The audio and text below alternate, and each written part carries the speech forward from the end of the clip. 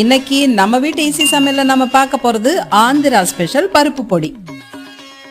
ரொம்பவே ஈஸியான ஹெல்தியான இந்த பருப்பு பொடியை ஒரு தடவை ப்ரிப்பேர் பண்ணி வச்சிட்டீங்கன்னா தாராளமா 1 மாசம் வரைக்கும் யூஸ் பண்ணலாங்க. வெறும் வானிலையில 1 பங்கு துவரம் பருப்பு, 1 பங்கு பாசிப்பருப்பு, 1 பங்கு பொட்டுக்கடலை, 3ஐயும் தனித்தனியா பொன்னிறமா வறுத்துக்கோங்க. 1/4 ஸ்பூன் சீரகம், 1/4 ஸ்பூன் மிளகு, 10 கருவேப்பிலை, 4 பல் பூண்டு வேண்டாம்னா சேர்க்க வேண்டாங்க. 5 வரமிளகா எல்லாத்தையும் தனித்தனியா வறுத்துடுங்க. கொஞ்சமா எண்ணெய் ஊத்தி ஒரு சின்ன பீஸ் பெருங்காய கட்டியை வறுத்து சேர்த்துடுங்க. எல்லாத்தையும் ஆற வச்சு தேவையான அளவு உப்பு சேர்த்து மிக்சியில நைஸா பொடி செஞ்சு எடுத்துக்கோங்க.